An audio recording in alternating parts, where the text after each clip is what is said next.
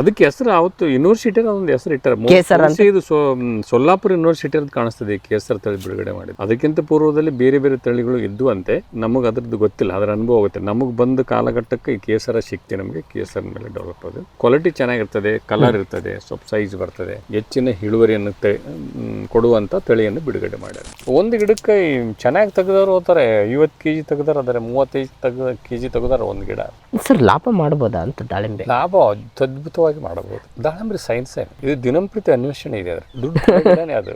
ಮತ್ತೆ ಆ ದುಡ್ಡು ಕೊಡೋದಕ್ಕೆ ಆ ಅನ್ವೇಷಣೆ ಇಲ್ಲ ಅಂದ್ರೆ ಅದು ಕೊಡಲ್ಲ. ಇತ್ತಿತ್ತಲಾಗಿ ಬಂದಿರತಕ್ಕಂಥ ಯೂಟ್ಯೂಬರ್ ನಾವು ನೋಡ್ತಿರ್ತೀವಿ, ಕೆಲವೊಂದು 4-6 ವರ್ಷದಿಂದ ಬಂದಿರ್ತಾರೆ. ಎಲ್ಲೇ ಒಂದು ಬೆಳೆ 2 ಬೆಳೆ ದುಡ್ಡು ಕೊಟ್ಟಿರ್ತಾರೆ, 3ನೇ ಬೆಳೆಗೆ ಅವ್ರು ಇರೋದಿಲ್ಲ, ಹೊರಟೋಗಿರ್ತಾರೆ. ಇದು ಕಾಲಕ್ರಮೇಣದಲ್ಲಿ ಬಂದಿರಬೇಕು.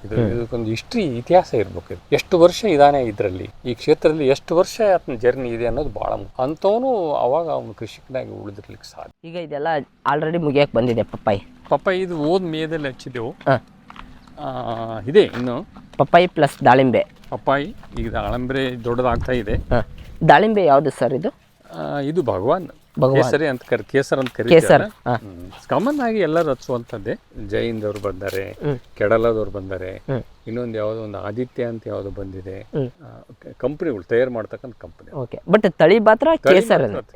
ಅದಕ್ಕೆ ಹೆಸರು ಅವತ್ತು ಯೂನಿವರ್ಸಿಟಿ ಒಂದು ಹೆಸರು ಇಟ್ಟಾರೆ. ಇದು ಸೊಲ್ಲಾಪುರ ಯೂನಿವರ್ಸಿಟಿ ಅಂತ ಕಾಣಿಸ್ತದೆ ಕೇಸರ್ ತಳಿ ಬಿಡುಗಡೆ ಮಾಡಿದೆ. ಅದಕ್ಕಿಂತ ಪೂರ್ವದಲ್ಲಿ ಬೇರೆ ಬೇರೆ ತಳಿಗಳು ಇದ್ದು ಅಂತೆ. ನಮಗೆ ಅದ್ರದ್ದು ಗೊತ್ತಿಲ್ಲ, ಅದರ ಅನುಭವ ಆಗುತ್ತೆ. ನಮಗೆ ಬಂದ ಕಾಲಘಟ್ಟಕ್ಕೆ ಈ ಕೇಸರ ಶಕ್ತಿ ನಮಗೆ ಕೇಸರ್ ಮೇಲೆ ಡೆವಲಪ್ ಆಗುತ್ತೆ. ಕ್ವಾಲಿಟಿ ಚೆನ್ನಾಗಿರ್ತದೆ, ಕಲರ್ ಇರ್ತದೆ, ಸ್ವಲ್ಪ ಸೈಜ್ ಬರ್ತದೆ, ಹೆಚ್ಚಿನ ಇಳುವರಿಯನ್ನು ಕೊಡುವಂತ ತಳಿಯನ್ನು ಬಿಡುಗಡೆ ಮಾಡ್ಯಾರ. ಇದು ಹೆಚ್ಚಿನ ಇಳುವರಿ ಸ್ವಲ್ಪ ಎಷ್ಟು ಬರುತ್ತೆ ಸರ್ ಒಂದು ಗಿಡಕ್ಕೆ?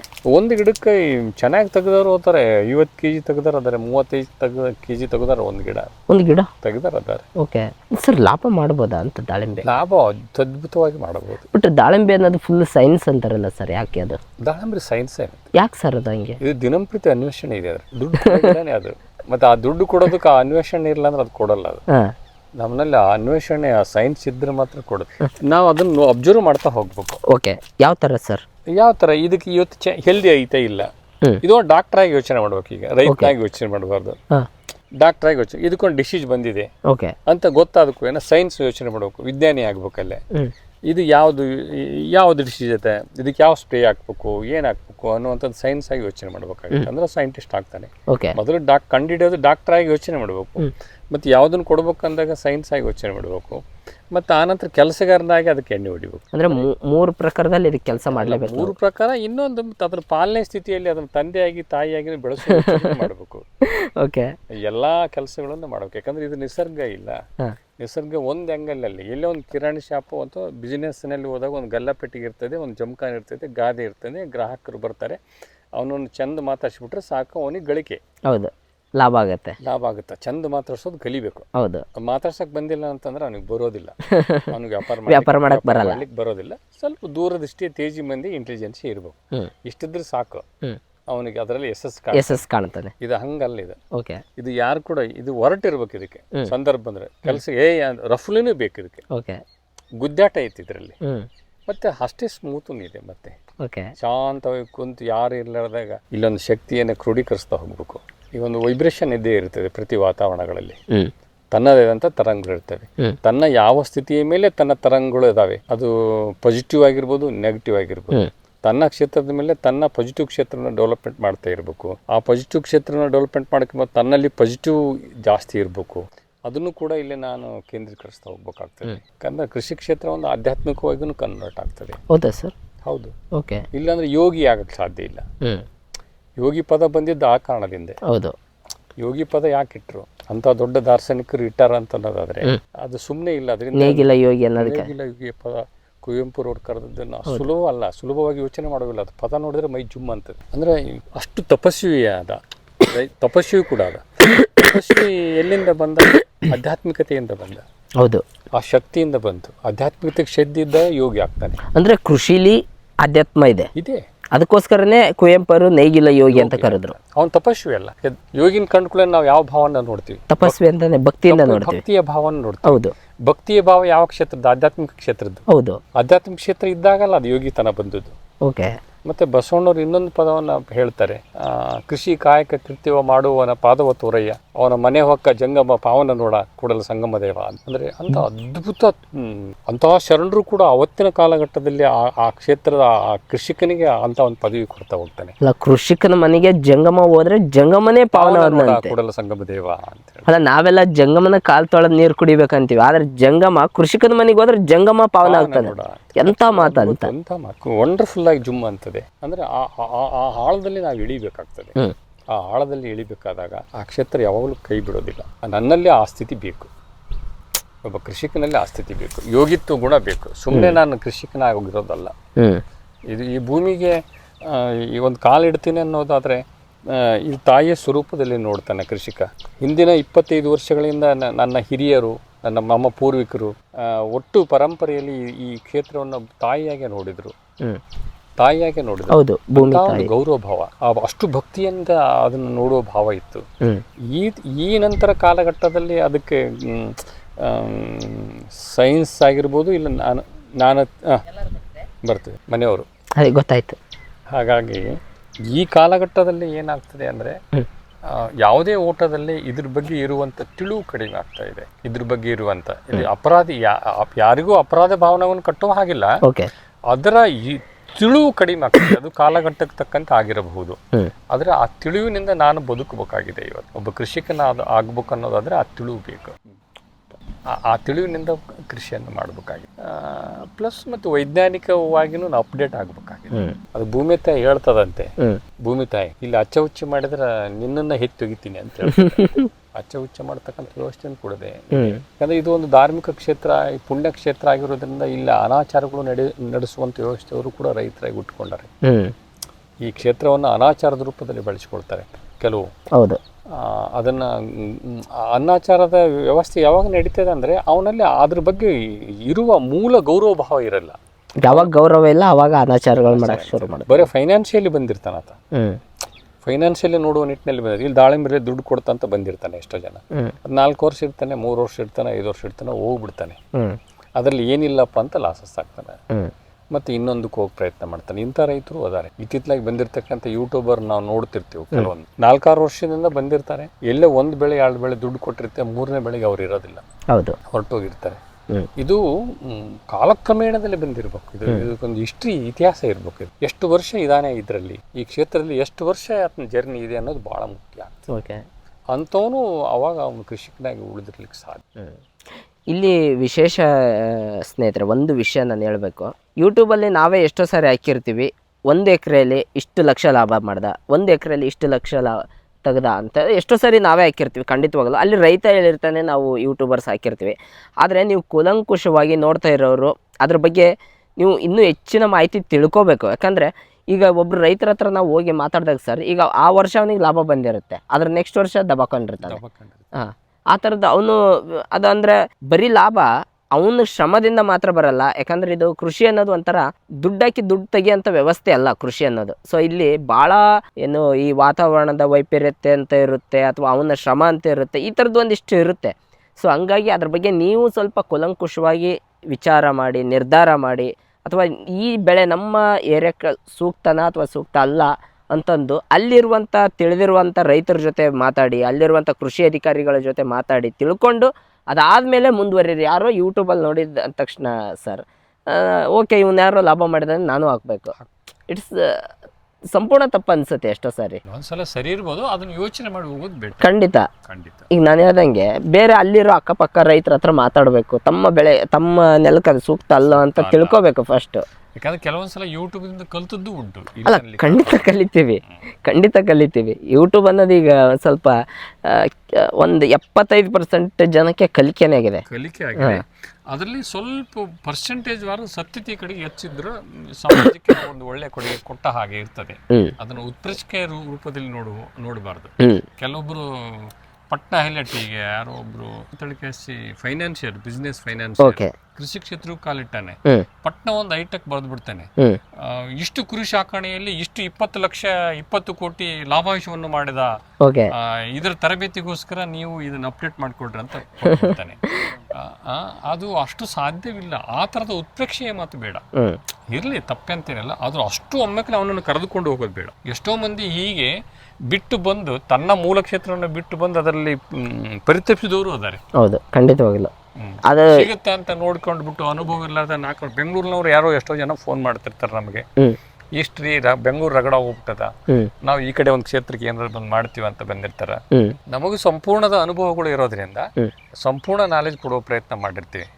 ದುಡ್ಡು ಗಳಿಸಿರ್ತೀರಿ, ಸುಮ್ಮನೆ ದುಡ್ಡು ಹಾಕಬೇಡ್ರಿ. ಹಾಕೋದಕ್ಕಿಂತ ಪೂಜೆಯಲ್ಲಿ ಈ ತರ ಕಷ್ಟಗಳು ಬರ್ತವೆ, ಇದಕ್ಕೆ ನೀವು ನೆಲೆ ನಿಲ್ತೀರಿ ಅನ್ನೋದಾದ್ರೆ ದುಡ್ಡು ಹಾಕಿರಿ, ಇಲ್ಲ ಅಂದ್ರೆ ಆರಾಮ ದುಡ್ಡು ಇಟ್ಕೊಂಡು ಆರಾಮಿರ್ರಿ ಅಂತ ಹೇಳ್ಬೇಕಾಗ್ತದೆ. ಇಲ್ಲ ಇದನ್ನ ಮೀರಿ ನಾವು ನಿಲ್ತೀವಿ ಅನ್ನೋದಾದ್ರೆ ಹಾಕ್ರಿ. ಪಪ್ಪಾಯಿ ಇದು ಮೇದಲ್ಲಿ ಹಚ್ಚಿದ್ದೇವೆ. ಇದನ್ನ ಮುಂದಿನ ವರ್ಷ ದಾಳಂಬರಿ ಪ್ರಾರಂಭ ಆಗ್ತದೆ. ಇದು 3,000 ಗಿಡ ಇದಾವೆ. ಇದ್ರ ಪೂರ್ವ ದಾಳಿಂಬರ್ನ ಇತ್ತು. ಇದಕ್ಕೂ ಫಸ್ಟ್ ದಾಳಿಂಬರ ಇತ್ತು. ಟೋಟಲ್ ಎಲ್ಲವೂ ಕಾನ್ಸೆಪ್ಟ್ ಬದಲಾವಣೆ, ಪೈಪ್ ಲೈನ್ ಸಿಸ್ಟಮ್ ಎಲ್ಲವೂ ಕಾನ್ಸೆಪ್ಟ್ ಬದಲಾವಣೆಗೋಸ್ಕರ ಕಂಪ್ಲೀಟ್ ಚೇಂಜ್. ಸುಮಾರು 15 ವರ್ಷದ ಏನು ಕಾನ್ಸೆಪ್ಟ್ ಇತ್ತಲ್ಲ, ಹೊಸ ತಂತ್ರಜ್ಞಾನಕ್ಕೆ ಅಪ್ಡೇಟ್ ಆಗ್ಬೇಕಂತೇಳಿ ಚೇಂಜ್ ಮಾಡ್ತಾ ಹೋದ್ವು. ಪೈಪ್ ಲೈನ್ ಇಂದ ಹಿಡಿದು ಎಲ್ಲವೂ ಚೇಂಜ್ ಮಾಡಿದ್ವಿ. ಸುಮಾರು ಲಕ್ಷಕ್ಕೆ ಹೋಗಿದೆ ಈ ಸದ್ಯ. ಬಟ್ ಈಗ ನೀವು ದಾಳಿಂಬೆ ಫಸ್ಟ್ ಇತ್ತು ಸರ್. ಈಗ ಆವಾಗಿದ್ದು ಮೊದಲು ನೀವು ದಾಳಿಂಬೆ ಕೃಷಿಕರು ಅಂತ ಅಂದಮೇಲೆ ಫಸ್ಟ್ ಇದ್ದ ದಾಳಿಂಬೆ ಕೃಷಿಗೂ ಈಗಿರೋ ದಾಳಿಂಬೆ ಕೃಷಿಗೂ ಏನು ವ್ಯತ್ಯಾಸಗಳು ಏನಾದರೂ ಆಗಿದೆಯಾ? ನಾವು ಮಾಡುವ ಸಂದರ್ಭದಲ್ಲಿ ದಾಳಿಂಬೆ ಕೃಷಿಗೆ ಫೈಟಿಂಗ್ ಕಮ್ಮಿ ಇತ್ತು, ಸ್ವಲ್ಪ ಸಂಘರ್ಷ ಕಮ್ಮಿ ಇತ್ತು. ಯಾಕೆ, ಏನು ಫೈಟಿಂಗ್ ಸಂಘರ್ಷ ಕಡಿಮೆ? ಅಂದ್ರೆ ಬೆಳೆಯುವವರ ಪ್ರಮಾಣ ಕಡಿಮೆ ಇತ್ತು. ರೋಗ ಬಾಧೆಯು ಕೂಡ ನಾವು ಪ್ರಾರಂಭದ ಘಟ್ಟದಲ್ಲಿ ರೋಗಗಳು ಕಡಿಮೆ ಇರ್ತವೆ. ಯಾವಾಗ ಅದು ಹೆಚ್ಚು ಜಾಸ್ತಿ ಆಗ್ತಾ ಹೋಗ್ತದೆ, ಅದಕ್ಕೆ ತಕ್ಕಂತೆ ಕಾಲಮಾನಗಳಿಗೆ ತಕ್ಕಂತೆ ಅದಕ್ಕೆ ತಕ್ಕಂತೆ ಅದು ರೋಗಗಳು ಜಾಸ್ತಿ ಆಗೋ ಸಾಧ್ಯತೆ. ಈಗ ರೋಗಗಳು ಜಾಸ್ತಿ ಆಗ್ತಾ ಇವೆ, ಡೈಬ್ಯಾಕ್ ಜಾಸ್ತಿ ಬರ್ತಾ ಇದೆ, ನಾವು ಡಿಸೀಸ್ಗಳು ಜಾಸ್ತಿ ಬರ್ತವೆ, ಸ್ಪ್ರೇಗಳು ಜಾಸ್ತಿ ತಗೋಬೇಕಾಗ್ತದೆ. ಸ್ವಲ್ಪ ಫೈಟಿಂಗ್ ಜಾಸ್ತಿ ಇದೆ. ಇದು 5 ಎಕರೆ ಪ್ಲಾಟ್. ಇದು 5 ಎಕರೆ ಪ್ಲಾಟ್. ಅದು 10 ಎಕರೆ ಪ್ಲಾಟ್. ಟೋಟಲ್ 15 ಎಕರೆ. 15 ಎಕರೆ. ಈಗ 15 ಎಕರೆದಲ್ಲಿ ಸರ್ ತಾವು ಈಗ ಹಲವಾರು ವರ್ಷಗಳಿಂದ ಕೃಷಿ ಮಾಡ್ತಾ ಇದ್ದೀರಾ, ಇದೆಲ್ಲ ಮಾಡ್ತಾ ಇದ್ದೀರಾ. ಈಗ ಲಾಭದ ವಿಷಯ ಬಿಟ್ಬಿಡಿ, ಪ್ರತಿ ವರ್ಷ ನೀವು ಖರ್ಚು ಹೆಂಗೆ ಮೇಂಟೈನ್ ಮಾಡ್ತೀರಾ, ಅಥವಾ ಬಂದಂಥ ಲಾಭದಲ್ಲಿ ಉಳಿಸ್ಕೊಂಡು ಮಾಡ್ತೀರಾ, ಅಥವಾ ಹೆಂಗೆ ಮೇಂಟೈನ್ ಮಾಡ್ತೀರಾ ಇದೆಲ್ಲ ಅಂತ? ಇದು ದಿನಂಪ್ರತಿ ರುಟೀನ್ ಆಗಿರ್ತದೆ. ಯಾಕಂದ್ರೆ ಭಾಳ ದಿನಗಳಿಂದ ನಮ್ದು ಕೃಷಿ ಬದುಕಿರೋದ್ರಿಂದ ಸುಮಾರು ಒಂದು 15 ಜನ ಲೇಬರ್, 10 ರಿಂದ 15 ಜನ ಕಂಟಿನ್ಯೂಸ್ ಇರ್ತಾರೆ. ನಮ್ಗೆ ಹೆಚ್ಚುವರಿಯಾಗಿ ಬಂದತ್ನಾಗ ಬೇರೆ ಕಡೆಯಿಂದ 25-30 ಜನ ಉಳಿದು 40 ಜನ ಉಳಿದು ಒಂದು ಬ್ಯಾಸ್ ತಗೊಂಡು ಕಳಿಸಿ ಕೆಲಸ ಮಾಡಿಸ್ಕೊಳ್ತೀವಿ. ಇದು ಒಂದು 15 ಜನದ ಕಂಪ್ಲೀಟ್ ಅಕ್ಯುರೇಟ್ ಆಗಿ ನಡೆದಿರ್ತದೆ. ಡೈಲಿ 15 ಜನ ನಡೆದಿರ್ತದೆ. 10 ರಿಂದ 15 ಜನ ಇರ್ತಾರೆ, ಇರ್ಲೇಬೇಕು ಕೂಡ. ಆ ಕೆಲಸ ಅಷ್ಟೇ ಇದ್ದೇ ಇರ್ತವೆ. ಪ್ಲಸ್ ಏನಾಗ್ತದೆ ಅಂದ್ರೆ ಇವು ಬೇರೆ ಬೇರೆ ಬೆಳೆಗಳು ನಮ್ಮನ್ನ ಫೈನಾನ್ಷಿಯಲಿ ಅದು ಹೋಗ್ತಾ ಇರ್ತದೆ, ಬೆಳೆ ಬರ್ತಾ ಇರ್ತದೆ. ಇದನ್ನ ನಿಮ್ಗೆ ಯಾವ ರೀತಿ ಹೇಳ್ಬೇಕು ಅಂತ ಹೇಳಿದ್ರೆ, ಇದು ರುಟೀನ್ ಚಕ್ರದಲ್ಲೇ ಇರ್ತದೆ. ಗಲ್ಲೆದ ಪಟ್ಟಿಗೆ ರೊಕ್ಕ ಬರ್ತಿರ್ತದೆ, ರೊಕ್ಕ ಹೋಗ್ತಾ ಇರ್ತದೆ. ವರ್ಷಕ್ಕೆ ನಾವು ಹೊಸ ಕ್ಷೇತ್ರ ಏನಾದ್ರು ಮಾಡಿದಾಗ ಅದೇ ಲಾಭವಾಗಿ ಕಾಣ್ತದೆ. ಅದೇ ಅಂದ್ರೆ ಇನ್ವೆಸ್ಟ್ಮೆಂಟೇ ನಿಮ್ಗೆ ಲಾಭ. ಇಲ್ಲಿ ಇನ್ವೆಸ್ಟ್ಮೆಂಟೇ ಲಾಭ ಪ್ರತಿ ವರ್ಷ. ಇಲ್ಲಿಗೆ ಈಗ ಮತ್ತೆ ಒಂದು 5 ಎಕರೆ ಎಕ್ಸ್ಟೆನ್ಷನ್ ಮಾಡಿದಂದ್ರೆ ಅಲ್ಲಿ ಲಾಭ ಇದೆ. ಅದೇ ಲಾಭ ಏನು ಆಗ್ತಿರ್ತದೆ, ಬೇರೆ ಬದಲಾವಣೆಗಳನ್ನ ಆಗಿರ್ತದೆ. ಆ ದುಡ್ಡಿನಲ್ಲಿ ಏನೇನೋ ಮಾಡಿರ್ತೀವಿ. ಮತ್ತೆ ಇಲ್ಲೇ ಒಂದಿಷ್ಟು ಮಾಡೋದಲ್ಲ, ಬೇರೆ ಕಡೆನೂ ಮಾಡ್ತಾ ಇರ್ತೀವಿ. ಈಗ ಬೇರೆ ಕಡೆನೂ ಮಾಡ್ತಾ ಇದ್ದೀವಿ. ಎಲ್ಲಿ ಮಾಡ್ತಾ ಇದ್ರಿ ಸರ್? ಇಲ್ಲ, ಭೂಮಿ ಇಲ್ಲ, ಭೂಮಿಗೆ ಸಾಕು ಈಗ ಎಷ್ಟು ಬೇಕು ಅಷ್ಟು ಮಾಡ್ತಾ ಇರ್ತೀವಿ. ಸಿಟಿಯಲ್ಲಿ ಏನೇನು ಇದಕ್ಕೊಂದಿಷ್ಟು ಅದು ಬಿಸ್ನೆಸ್ ಒಂದು ಪರ್ಪಸ್, ಒಂದು ಪ್ಲಾನಿಂಗ್ಸ್ ಇರ್ತದೆ. ಯಾವುದಕ್ಕೆ ಎಷ್ಟು ದುಡ್ಡು ಹಾಕ್ಬೇಕು. ಅಗ್ರಿಕಲ್ಚರ್ಗೆ ಎಷ್ಟು ದುಡ್ಡು ಹೋಗ್ತಾ ಇದೆ ಅಂದ್ರೆ ಉಳಿದ ದುಡ್ಡನ್ನ ಎಲ್ಲಿ ಹಾಕ್ಬೇಕು, ಶೇರ್ ಎಲ್ಲಿ ಹಾಕಿದ್ರೆ ಸರಿ ಹೋಗ್ತದೆ ಅನ್ನೋದನ್ನು ಇಟ್ಕೊಂಡು ಅದನ್ನು ಹಾಕ್ಬೇಕಾಗಿರ್ತದೆ. ಹಾಕ್ತಾ ಇರ್ತೀವಿ, ಬೇರೆ ಕಡೆ ಇನ್ವೆಸ್ಟ್ ಮಾಡ್ತಾ ನೋಡಿ ಸ್ನೇಹಿತರೆ, ಇಲ್ಲಿ ಲಾಭದ ವಿಷಯ ಅಲ್ಲ ನಾವು ಮಾತಾಡ್ತಾ ಇರೋದು. ಇವತ್ತು ಕೃಷಿಕರು ಅಂದ ತಕ್ಷಣ ನಾವೇನು ಮಾಡ್ತೀವಿ, ಯಾವುದೋ ಒಂದು ದೊಡ್ಡ ಅಮೌಂಟ್ ಬರುತ್ತೆ, ಏನೋ ತೊಗೊಂಡ್ವಿ ಅಥವಾ ಇನ್ನೇನೋ ಕಾರು ಅದು ಇದು ಈ ಥರದ್ದೆಲ್ಲ ಖರ್ಚು ಮಾಡ್ತಿರ್ತೀವಿ. ಆದರೆ ಸರ್ ನೋಡಿ, ಇವತ್ತು ಅದನ್ನು ಮತ್ತೆ ಅಲ್ಲೇ ಕೃಷಿಗೆ ಇನ್ವೆಸ್ಟ್ ಮಾಡಿ, ಅಂದರೆ ಪ್ರತಿ ವರ್ಷವೂ ಅದನ್ನ ಲಾಭದ ರೂಪದಲ್ಲಿ ಮತ್ತೆ ಕೃಷಿಗೆ ಇನ್ವೆಸ್ಟ್ ಮಾಡ್ತಾ ಇದ್ದಾರೆ. ಅದೇ ಆ್ಯಕ್ಚುಲಿ ಕೃಷಿಕರಲ್ಲಿರುವಂಥ ಬುದ್ಧಿವಂತಿಕೆ. ಬನ್ನಿ ಮಾತಾಡ್ತಾ ಹೋಗೋಣ. ಹಂಗೆ ಹೊಸ ತಂತ್ರಜ್ಞಾನಗಳು ಬರ್ತಾವ, ಹೊಸ ತಂತ್ರಜ್ಞಾನ ಅಪ್ಡೇಟ್ ಆಗ್ತಿರ್ತೀವಿ. ಟ್ಯಾಕ್ಟ್ರಿ ಅಂತ ಬರ್ತಾವ, ಪೈಪ್ ಲೈನ್ಸ್ ಬೇರೆ ಸಿಸ್ಟಮೆಟಿಕ್ ಬರ್ತದೆ, ಅದ್ರ ಬದಲಾವಣೆಗೆ ಅದು ದುಡ್ಡು ಹಾಕ್ಸಂತತೆ.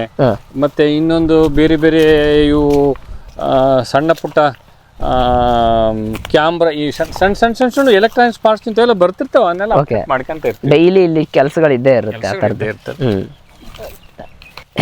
ಈಗ ಇದು ನೆಕ್ಸ್ಟ್ ಇದು ಪಪ್ಪಾಯಿ ತೆಗೆದು ಬಿಡ್ತೀರಿ ಸರ್? ಇದು ಪಪ್ಪಾಯಿ ತೆಗಿತೀವಿ. ಇನ್ನೊಂದು ಇದು ಸಾವಯವದಲ್ಲಿ ಆಗಿರೋದ ಸರ್? ಇದು ಸಂಪೂರ್ಣ ಹೆಚ್ಚು ಕಮ್ಮಿ ಇದಕ್ಕೆ 75% ಸಾವಯವ ಇದು. ಇದು 75% 75% ಸಾವಯವ.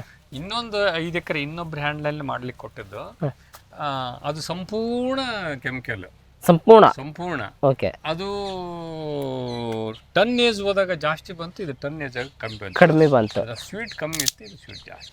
ಹಂಗೆ ಸ್ನೇಹಿತರೆ ನೋಡಿ, ಇದಕ್ಕಿಂತ ದುಡ್ಡು ಅದು ಜಾಸ್ತಿ ಸಿಕ್ಕಿದೆ ಈ ವರ್ಷದ ಒಂದು ಇದ್ರದ್ದು ವ್ಯತ್ಯಾಸ. ಹಾಂ ಸರ್, ಈಗ ಇದು ಸ್ವೀಟ್ ಚೆನ್ನಾಗಿತ್ತು, ಇದ್ರದ್ದು ನಿಮ್ಗೆ ಲಾಭ ಕಡಿಮೆ ಬಂತು. ಅದಕ್ಕೆ ಹೋಲಿಕೆ ಮಾಡಿದಾಗ ಆದ್ರೆ ಭೂಮಿ ಫಲವತ್ತತೆ ಉಳ್ಕೊಂಡು, ಬಟ್ ರಾಸಾಯನಿಕ ಮಾಡಿದಾಗ ಫಲವತ್ತತೆ ಕಡಿಮೆ ಆಗಿರ್ತದೆ, ಇದು ಫಲವತ್ತತೆ ಉಳ್ಕೊಂಡಿರ್ತದೆ ಅಲ್ವಾ ಸರ್? Plus point. ನಮ್ಗೆ ದಾಳಿಂಬರಿಗೆ ಹೆಲ್ಪ್ ಮಾಡಿದ್ರು. ಬಟ್ ನೆಕ್ಸ್ಟ್ ಈಗ ಇದು ಲಾಭ ಕೊಟ್ಟಿಲ್ಲ ಅಂದ್ರೆ ಇದು ಆದ್ರೆ ಲಾಭ ಕೊಡ್ತದೆ. ಭೂಮಿ ಇದು ಕಳ್ಕೊಂಡಿರಂಗಿಲ್ಲ, ತನ್ನ ಜಾಸ್ತಿ ಕೆಮಿಕಲ್ ಹಾಕೋದ್ರಿಂದ ಭೂಮಿ ಕಳ್ಕೊಳ್ತದೆ ಪ್ರತಿ ವರ್ಷನೂ ಸರ್. ಬಟ್ ಯಾಕೆ ನಮ್ಮ ರೈತರು ಈ ಥರ 50-50 ಕಾನ್ಸೆಪ್ಟಿಗೆ ಬರಬಾರ್ದು ಅಂತ? ಇಲ್ಲ, 50-50 ಕಾನ್ಸೆಪ್ಟಿಗೆ ಬರಬೇಕು ಅನ್ನೋದಾದ್ರೆ ದನಗಳನ್ನ ಇಟ್ಕೊಳ್ಳೇಬೇಕು. ಓಕೆ. ಎರೆಹುಳು ಇಟ್ಕೊಳ್ಳೇಬೇಕು. ಇದು ಬಂತಾರೆ 50 ಬಂದ್ಬಿಡ್ತಾರೆ. ಅದು ಬಹಳ ರಿಸ್ಕೇಬಲ್ ದನಗಳನ್ನ ಇಟ್ಕೊಳ್ಳೋದು ಈ ಕಾಲಘಟ್ಟದಲ್ಲಿ. ಅವ್ನು ಮೇಂಟೈನ್ ಮಾಡೋದು ಬಹಳ ಪರಿಶ್ರಮ ಇದೆ. ಇದ್ರ ಸಹಜವಾಗಿ ಪರಿಶ್ರಮ ಪಡ್ತಾನೆ, ಸಹಜವಾಗಿ ಮಾಡ್ತಾನೆ. ದನಗಳು ಇಟ್ಕೊಳ್ಳೋದು ಪರಿಶ್ರಮ, ಇಟ್ಕೊಂಡವನೇ ಗಣಪಾಗಿ ಯಾರೇ ಇರ್ಬೋದು ಪಾಪ. ಎಷ್ಟೋ ರೈತರು ಇಟ್ಕೊಂಡ್ರೆ ಅಂತಲ್ಲ, ಇಟ್ಕೊಂಡವ್ ಗಂಡ್ಮಕ್ಳು. ಇವತ್ತು ರೈತರು 4-6 ಲಕ್ಷ ರೂಪಾಯಿ ಲೋನ್ ಮಾಡಿ ಒಂದು 2 ಟ್ರ್ಯಾಕ್ಟರ್ ತಂದು ಇಟ್ಕೊಂಡ್ಬಿಡ್ಬೋದು. 2 ಎತ್ತು ಅಥವಾ 2 ಆಕಳ ಕಟ್ಟಿ ಸಾಕಿ ಜೀವನ ಮಾಡೋದು ಕಷ್ಟ ಐತಿ ರೈತಾಕಿ. ಖಂಡಿತ ಅದು ಎಲ್ಲಿ ಕಷ್ಟ ಅನಿಸ್ತದಂದ್ರೆ, ತನ್ನನ್ನು ತಾನು ಡೆಡಿಕೇಟ್ ಆಗಿ ಶರೀರವನ್ನು ಬಗ್ಸ್ಲಿಕ್ಕೆ ರೆಡಿ ಇಲ್ಲ. ಬಗ್ಸ್ಲಿಕ್ಕೆ ರೆಡಿ ಇಲ್ಲ. 16 ಎಂಡಿ ಕಸ ದಬ್ಬರು ಮಾಡೋ ಕಾನ್ಸೆಪ್ಟ್ನಾಗ ಅವನ್ ತಲೆಯಾಗಿದೆ. ತಾನು ಕೃಷಿಕನಾಗಿದ್ರು ಕೂಡ ಎಂಡಿ ಕಸ ದಬ್ಬೋದು ಒಂಥರ ಇನ್ಸಲ್ಟ್ ಲೆವೆಲ್ನಾಗೂ ಬರಕತ್ತೆ ಅವ್ನ ಮಾನಸಿಕ ಸ್ಥಿತಿ. ಕಾರ್ನ ಹೋಗ್ತಾನೆ, ಸೈಕಲ್ ಮೀಟರ್ ಮೇಲೆ ಹೋಗ್ತಾನೆ, ಮುಂಚೆನೆ ಎಂಡಿ ಯಾರು ಬಿಡ್ಬೇಕಂದ್ರೆ 5 ಗಂಟೆಗೆ ಎದ್ದು ಟೋಟಲಿ 40 ದನಗಳದ್ದು ಎಂಡಿ ಕಸ ದಬ್ಬ ಕೆಲಸ ನಮ್ದೇ. ನೀವೇ ಸರ್? ನಮ್ದೇ. ನಾವು ಡೈಲಿ ಬೆಳಗಿನ ಜಾವದ ಕೆಲಸ ಎಲ್ಲವೂ ನಮ್ಮದೇ. ಬೆಳಗಿನ ಜಾವ ಎಲ್ಲವನ್ನು ತೆಗೆದುಕೊಂಡು ಒಂದಿಷ್ಟು ಹಾಲು ಬೇಕಾದಷ್ಟು ಹಾಲು ಹಿಂಡಿಕೊಂಡು ಮನೆಗೆ ಹೋಗಿ ಮತ್ತೆ ರಿಟರ್ನ್ ನಾವು ನಮ್ಮ ದಿನನಿತ್ಯದ ಕರ್ಮಗಳನ್ನು ಮಾಡಿಕೊಂಡು ಮತ್ತೆ ವಾಪಸ್ ತೋಟಕ್ಕೆ ಬಂದ ಮೇಲೆ ಒಬ್ಬರನ್ನ ನೇಮಿಸಿರ್ತೀವಿ. ಅವ್ರು ಬಂದಾಗ ಬಿಟ್ಟಿರ್ತಾಳೆ. ಅವ್ರು ಇರದೇ ಇದ್ದಾಗ ಮತ್ತೆ ಆ ಕೆಲಸ ನಾವು ಮಾಡ್ತೀವಿ. ಅದನ್ನು ಬೇರೆದವ್ರಿಗೆ ಒಪ್ಸಲ್ಲ. ನಮ್ಮನ್ನು ನಾವು ನಮ್ಮ ದೇಹದ ಅಭಿಮಾನವನ್ನ ಅಲ್ಲಿ ಕಳಿಬೇಕಾಗಿದೆ. ದೇಹದ ಅಭಿಮಾನವನ್ನು ಕಳಿಬೇಕು. ದೇಹಕ್ಕೆ ಒಂದು ದೊಡ್ಡ ಅಹಂಕಾರ ಇದೆ. ನಾನು ಚಂದದೀನಿ, ಕಲರ್ ಅಹಂಕಾರ ಇದೆ. ಇದನ್ನ ಎಂಡಿಯಲ್ಲಿ ಬಗ್ಸ್ಬೇಕಾಗಿದೆ, ಸಗಣಿಯಲ್ಲಿ ಬಗ್ಸ್ಬೇಕಾಗಿದೆ. ಅಂದರೆ ಅವಾಗ ಆ ತಾಯಿ ನಿನ್ನ ಒಂದಿಷ್ಟು ಆಶೀರ್ವಾದ ರೂಪದಲ್ಲಿ ಕೈ ಹಿಡ್ಕೊಂಡು ಹೋಗ್ಲಿಕ್ಕೆ, ಸಾಲಗಾರನ ಆಗಿ ಇಲ್ಲದೆ ನಿನ್ನ ಬದುಕನ್ನು ಸವರಿಸ್ಲಿಕ್ಕೆ ಸಾಧ್ಯತೆ ಇದೆಯೇನೋ ಅಂತ ನಮ್ಮ ಅನುಭವ ಅಷ್ಟೇ. ಇದು ಬೇರೆದವರಿಗೆ ಯಾವ ಥರದ ಅನುಭವ ಮಾಡ್ತಾರ ಗೊತ್ತಿಲ್ಲ. ಇವತ್ತಿನ ಕ್ಷೇತ್ರದಲ್ಲಿ ಎಲ್ಲರೂ ಸಾಲಗಾರರಾಗಿ ಉಳ್ಕೊಂಡಾನೆ ರೈತ. ಹೌದು, ಎಲ್ಲರ 99% ಹೇಳೋದು ಸಾಲಗಾರರಾಗಿ ಉಳ್ಕೊಂಡಾನೆ. ಪರಿಶ್ರಮ ಇದೆ ಇಲ್ಲ ಅಂತಲ್ಲ, ಕಷ್ಟ ಇದೆ ಇಲ್ಲ ಅಂತಲ್ಲ. ಕಾರಣ ಏನಿರ್ಬೋದು ಹುಡುಕೋದ್ರೆ ನಾವು ಯಾಕೆ ಹಂಗೆ ಆಗ್ತಾ ಇಲ್ಲ ಅಂತ ಏನಾದ್ರು ಯೋಚನೆ ಮಾಡ್ಲಿಕ್ಕೆ ಹೋದ್ರೆ ಬಹುಶಃ ಆಶೀರ್ವಾದ ನಮ್ಮ ಮೇಲೆ ಇರುತ್ತೆ. ಯಾಕಂದ್ರೆ ಗೋಸೇವೆಯನ್ನು ಯಾರು ಮಾಡ್ತಾರೆ ಅವ್ರಿಗೆ ಯಾವಾಗಲೂ ಬಡತನ ಬರೋದಿಲ್ಲ ಅಂತ ಒಂದು ಗಾದೆ ಮಾತಿದೆ. ಹಿಂದಿನ ಹಿರಿಯರ ಮಹಾವಾಕ್ಯ ಇದೆ. ಆಕಳ ಕಡ್ಡಿದವನ್ ಮನ್ಯಾಗ ಕಡ್ಡಿ ಬಂಗಾರ ಅಂತ. ಯಾವಾಗಲೂ ಬಂಗಾರ, ಕಡ್ಡಿ ಬಂಗಾರ ಅಂತಂದ್ರೆ ಅರ್ಥ ಯಾವಾಗಲೂ ಆರ್ಥಿಕ ಬಂಗಾರದ ಅರ್ಥ ಅಂದ್ರೆ ಆರ್ಥಿಕ ಸಬಲತೆ ಇರ್ತದೆ ಅಂತ. ಅದು ನೇರವಾಗಿ ನಮಗೆ ಅದು ಕೊಡ್ಲಿಕ್ಕಿಲ್ಲ. ಯಾವುದೋ ಒಂದು ರೂಪದಲ್ಲಿ ಬಹುಶಃ ನಮ್ಮನ್ನ ಆ ಶಕ್ತಿ ಕೆಲಸ ಮಾಡ್ತಿದೆ ಅನ್ನೋದನ್ನ ಅನುಭವಿಸಿ ಹೇಳ್ಬೋದು. ಅದು ನೇರವಾಗಿ ಕೇಳಾಗಲ್ಲ. ಬಹುಶಃ ನಮ್ಮ ಇಷ್ಟು ವರ್ಷದ ಜರ್ನಿಯಲ್ಲಿ ಬಹುಶಃ ಅದೇನೋ ಕಾಪಾಡ್ತಿರ್ಬೋದು ಅಂತ. ಹೀಗಾಗಿ ಅದು ಉತ್ಪ್ರೇಕ್ಷೆಯ ಮಾತು ಆಗಿರ್ಬೋದು, ಸೂಕ್ಷ್ಮವಾಗಿ ಹೋದಾಗ ಅದು ಇರ್ಬೋದು, ಅಂತರಾಳದ ಮಾತು ಅಷ್ಟೇ. ಬನ್ನಿ ಸ್ನೇಹಿತರೆ, ಸರ್ದು ಅಲ್ಲಿ ದನ ಎಲ್ಲ ಸಾಕಿದ್ರೆ ಅಲ್ಲಿಗೆ ಹೋಗೋಣ. ಅಲ್ಲಿ ಒಂದಿಷ್ಟು ವಿಷಯಗಳನ್ನ ಮಾತಾಡೋಣ. ಯಾಕೆ ಸಾಕಿರ್ಬೋದು ದನ, ಅದ್ರದ್ದು ಒಂದಿಷ್ಟು ಮಾತಾಡೋಣ. ಬನ್ನಿ ಹೋಗೋಣ.